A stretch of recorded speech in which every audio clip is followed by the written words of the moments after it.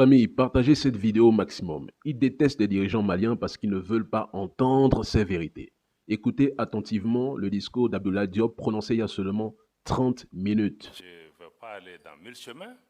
Nous-mêmes, au Mali, après le coup d'État, on a été approché par un pays dont je vais taire le nom ici, mais si on insiste, je peux le dire aussi, je n'ai pas peur, pour nous dire, écoutez, de combien de mois de transition vous avez besoin pour qu'on dise à la CEDEAO de vous foutre la paix?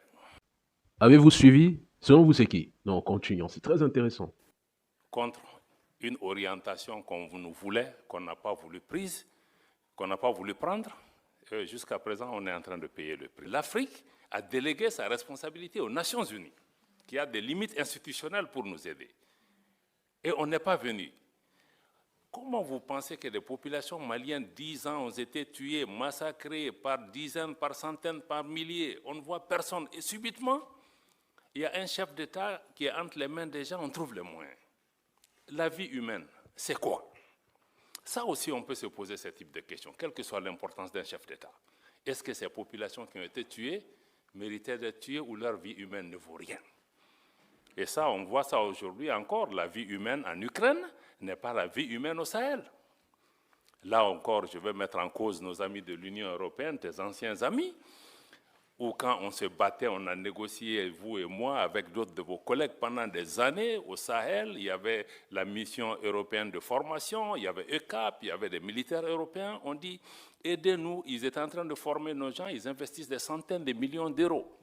Voilà ce que nous voulons, c'est train and équipe, former et équiper les gens.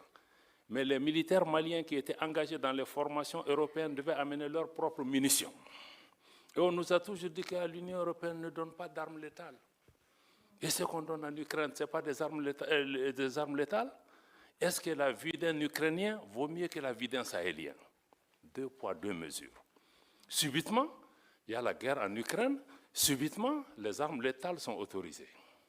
Et les Sahéliens qui sont morts par milliers, qui a ça sur la conscience de ne pas avoir fait ce qui est nécessaire et de venir aujourd'hui accuser le Mali de dire oui, mais vous travaillez avec la Russie, vous ne travaillez pas avec moi, etc. Vous me tournez le dos. Quelqu'un a posé la question, ancien partenaire, nouveau partenaire. Ça, je vais vous répondre, madame. Parce que les gens ont l'habitude d'utiliser ça, oui, pourquoi laisser un ancien maître pour un nouveau? Mais ça, je crois qu'il faut même sortir de la décolonisation mentale, parce que la Russie n'a colonisé aucun pays. Il ne faut pas comparer des choses qui ne sont pas comparables. On parle d'anciennes puissances coloniales qui ont des habitudes qui ne sont pas parties. Maintenant, nous cherchons la sécurité pour notre pays. On va là où on trouve, puisque les Européens vous dites que vous ne donnez pas d'armes létales. Le Mali, c'est qu'on a avec la Russie, ce n'est pas des prêts, ce n'est pas des dons, on achète. Ils nous vendent. On est parti avec les Européens, avec les Américains, on dit qu'on achète, ils disent qu'ils ne vendent pas. Mais vous voulez que je lutte contre Al-Qaïda, l'État islamique, avec des bâtons? Et subitement, en Ukraine, vous vous êtes rendu compte qu'il leur faut des armes pour se battre. Donc je pense que quand on fait ce genre de comparaison aussi, il faut qu'on se dise, non, nous on n'est pas dans ça. Avec chaque partenaire, on cherche ceux qui peuvent résoudre pour le moment donné. Si c'est la Russie qui peut m'aider sur le plan militaire, je ferai. Si demain, c'est les Américains qui font mon affaire sur le plan économique, je ferai. Si c'est demain les Turcs qui peuvent... Donc moi je pense qu'il faut que les gens comprennent que nous sommes dans ce schéma. Parce que quand le Mali a voulu choisir, on nous a dit que non, vous ne pouvez pas choisir. On dit aux gens, non, tu viens dans ma maison, mais tu me dis que moi, je vais dormir dans telle chambre, tu chasses ta femme et ton voisin ne viendra pas chez toi. On était dans ce type de situation. Quelqu'un dit oui, la souveraineté, on en a parlé pendant des années. Ce n'est pas un concept nouveau. Mais ce n'est pas un concept nouveau parce que l'Afrique francophone n'a pas grandi, elle est restée adolescente. Elle n'a jamais été décolonisée. Pourquoi on a 6 coups d'État dans des pays francophones et pas dans des pays anglophones? Ça, ce sont des questions de fond qu'on doit répondre.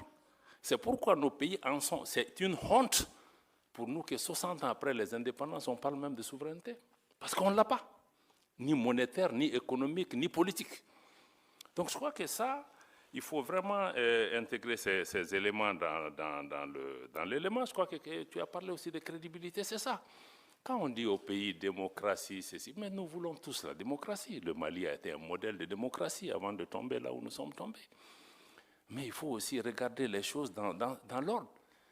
Mais vous disiez, bon, les pays où il y a eu le coup d'État, on parle de qui? On parle du Niger, du Mali et du Burkina comme s'il y a eu des coups d'État que chez nous. Mais les autres là, il s'est passé quoi? Pourquoi personne ne s'interroge? Pourquoi personne ne s'interroge de l'absence d'élection en Ukraine? Pourquoi? Grande question encore. 2 poids, 2 mesures. Donc je vais revenir un peu, tu as raison, l'industrialisation, la transformation, c'est la clé. Même nous, tout ce qu'on est en train de faire sur la sécurité, ça sera nul si on ne répond pas aux attentes de cette jeunesse, les emplois, les transformations qu'il faut. Je n'ai pas le temps de développer par rapport à ça. Aurélien l'a dit, si on veut parler encore de double standard, je l'ai dit encore au déjeuner avec les gens, j'ai dit, mais on a des organisations où, quand les chefs d'État sont assis, on ne leur dit rien. Ils font tout ce qu'ils veulent. Mais quand il y a un nouveau qui a fait un coup d'État, on s'abat sur lui avec toutes les armes. Mais ceux qui sont là souvent aussi, qui créent des conditions pour qu'il y ait même des coups d'État et des troubles chez eux. Mais il faut que les chefs d'État qui sont en face de leur père aient le courage, souvent, de leur parler. Parce qu'on ferme les yeux jusqu'à ce qu'un militaire vienne tomber dans la sauce, et puis on se réveille subitement. Donc c'est ça le problème. Donc il y a des coups d'État aussi institutionnels. Il l'a dit, il ne faut pas avoir peur du mot. Donc d'autres font avec les armes, mais d'autres sont très rodés dans d'autres types de façons de faire. Les deux conduisent souvent au même type de problème. Donc il faut qu'on ait... La famille, y a-t-il une chose à ajouter? Devrions-nous faire une analyse parce que je trouve qu'il a tout dit. La vérité, très souvent, ça blesse, mais à un moment donné, il faut l'accepter.